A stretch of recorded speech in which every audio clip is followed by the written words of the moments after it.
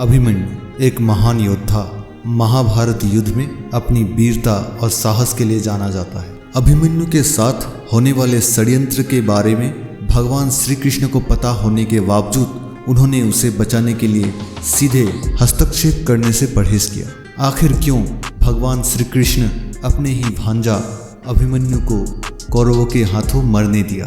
क्या है इसके पीछे की कहानी? जानने के लिए हमारे वीडियो को आखिर तक देखें। नमस्कार दोस्तों, स्वागत है आपका हमारे चैनल जादुई किस्से में। वीडियो अच्छा लगे तो हमारे चैनल को सब्सक्राइब करना मत भूलिए और कमेंट में जय श्री कृष्ण टाइप कीजिए। यह उस समय की बात है जब पृथ्वी पर अधर्म अपने चरम सीमा पर था और इस गंभीर स्थिति को देखते हुए देवताओं ने एक योजना बनाई जिसका उद्देश्य अधर्म को समाप्त कर धर्म की स्थापना करना था।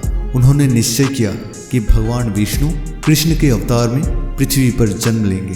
धर्म की स्थापना और भगवान श्री कृष्ण की सहायता करने के लिए ब्रह्मा जी ने सभी देवताओं को अपना योगदान देने का निवेदन किया। ब्रह्मा जी ने कहा, देवगण, भगवान विष्णु की सहायता के लिए आप लोगों को अपने अंश या अपने पुत्र को पृथ्वी पर जन्म देना पड़ेगा। ब्रह्मा जी का आदेश पाकर सभी देवता अपने अंश या पुत्र को पृथ्वी पर जन्म देने के लिए तैयार हो गए।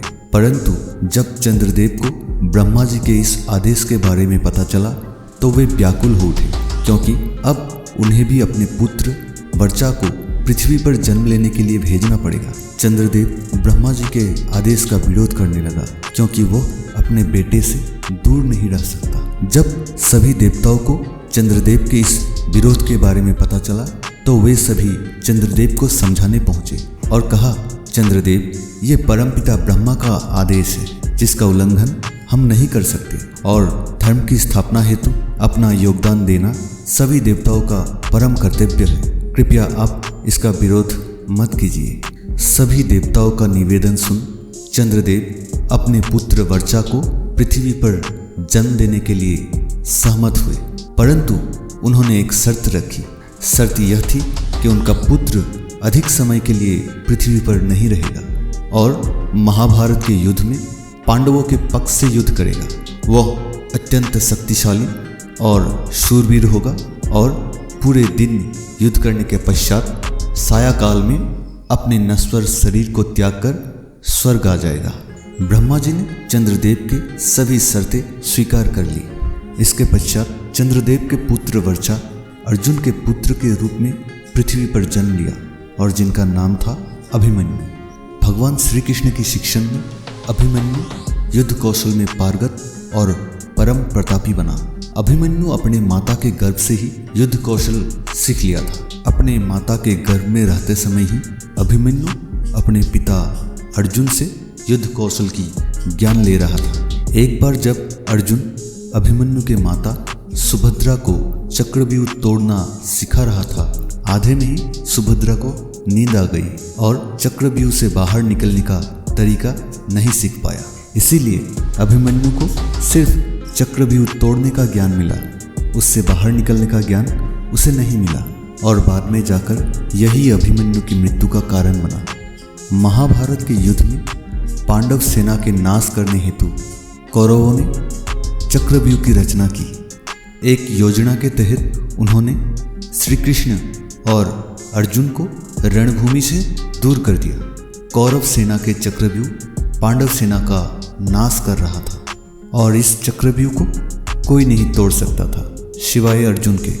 पांडव सेना का सर्वनाश होने से बचाने के लिए अभिमन्यु आगे आया और उस चक्रव्यूह को तोड़ने लगा।